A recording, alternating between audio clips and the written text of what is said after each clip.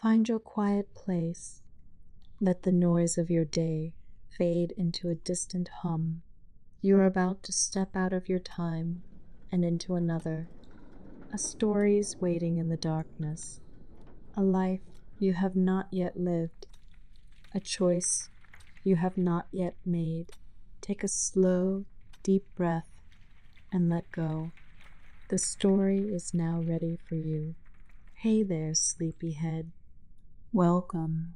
Tonight, you will leave the world of sun and sky behind. You will journey deep into the heart of a mountain in the Austrian Alps, into a silent, glittering kingdom carved from salt and time. Lie back, breathe deep, and let the cool, clean air of the deep earth fill your mind. Feel the profound stillness, hear the faint, distant echo of a water droplet, and see the soft glow of a lantern on walls that sparkle like a million tiny stars.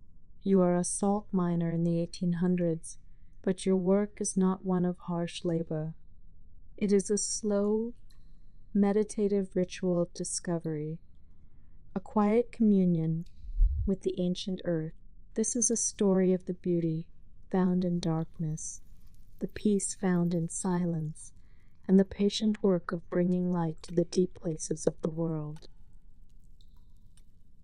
Now, close your eyes and take the first step down. The entrance to the mine is a small wooden door set into the side of a vast, pine-covered mountain. The air that breathes from it is cool and carries a faint, clean mineral scent.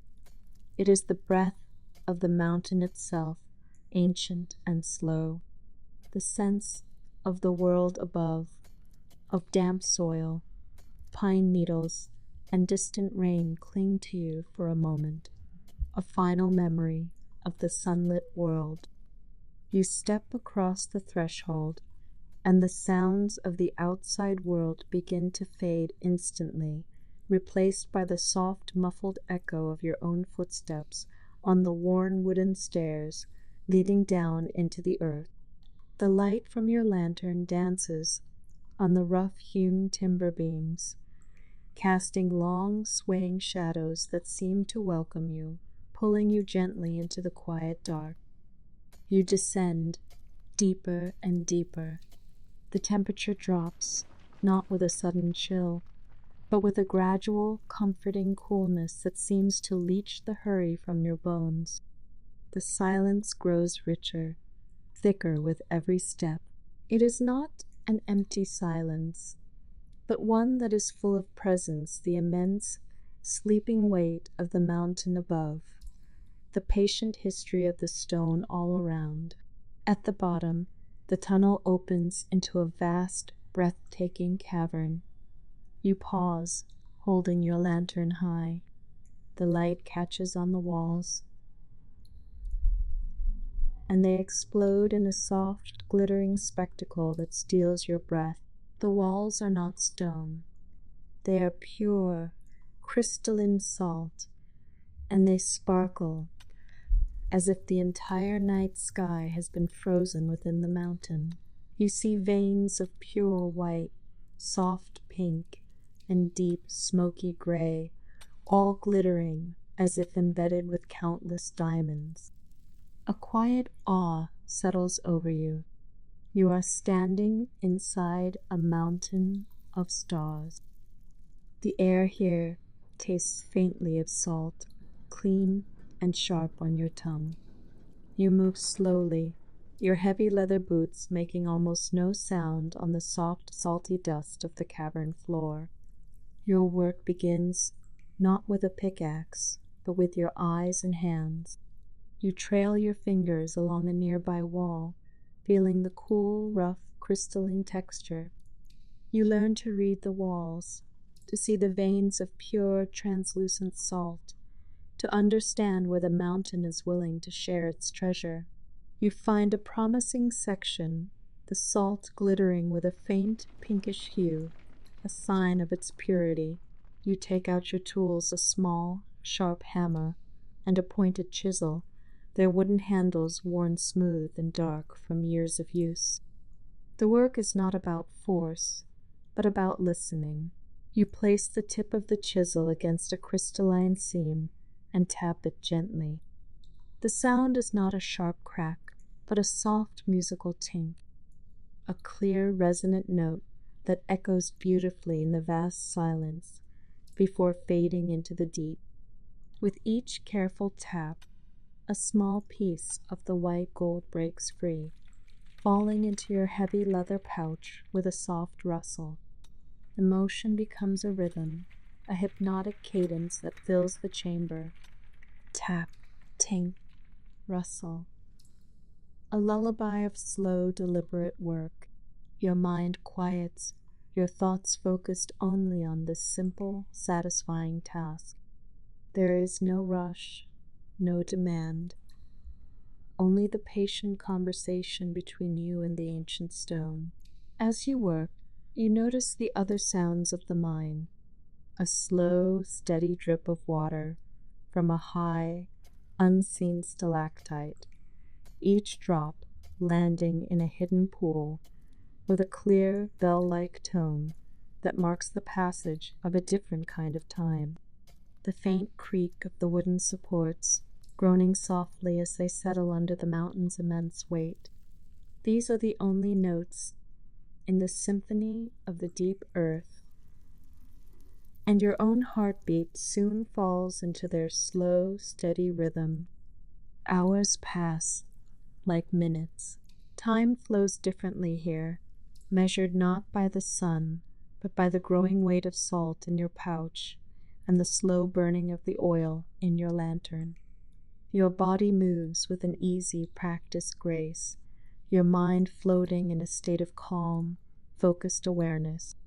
This is not just labor, it is a form of meditation, a communion with the deep, quiet heart of the world. After a while, you pause for a rest. You find a smooth, salt-crystalled ledge and sit, extinguishing your lantern to conserve oil. The darkness that surrounds you is absolute, a perfect, velvety blackness unlike anything in the world above. It is a physical presence, a soft weight against your closed eyelids. At first, it is disorienting, but then a profound peace settles over you. In the total darkness, your other senses awaken. You can feel the subtle, deep vibration of the earth through the ledge you sit on, a hum so low it is felt more than heard. You can hear the blood pulsing gently in your ears, a quiet rhythm of your own life. You become aware of the slow, steady rise and fall of your own chest, a quiet anchor in the immense stillness. There is no fear here. In the heart of the mountain you are held safe and completely alone in the most peaceful way imaginable. You drift in this sensory quiet, your thoughts becoming soft and hazy, like clouds of breath in the cool air. The boundaries of yourself seem to soften, your awareness merging with the ancient sleeping presence of the mountain. You are a small, warm life in an eternity of cold, silent stone, and the contrast is not jarring, but deeply comforting. You relight your lantern, and the soft glow feels like a sunrise of your own making. The cavern walls glitter back into existence, welcoming you back from your quiet meditation. You gather your tools in your pouch, the salt now heavy on your shoulder, a tangible result of your patient work. You make your way to the great underground lake. It is a vast body of water, perfectly still, and so saturated with salt that nothing can disturb its glassy surface for long. The air here is heavy and thick, and the silence is deeper still. You dip a hand in, and the water is cool and surprisingly viscous, clinging to your skin like liquid silk. You step onto a small wooden raft and pull yourself along a rope, gliding out over the dark, silent water. Your lantern, placed in the center of the raft, casts a single circle of warm light, reflecting perfectly on the black surface below. It feels as though you are floating in a black, starless sky, with a perfect, unbroken twin of your world floating just beneath you. Gliding across the lake, the only sound is the gentle creak of the rope in your hands and the soft, heavy lap of the brine against the wood. The cavern walls around the lake are covered in the largest salt crystals, some as large as a person, glittering like faceted jewels in your lantern light.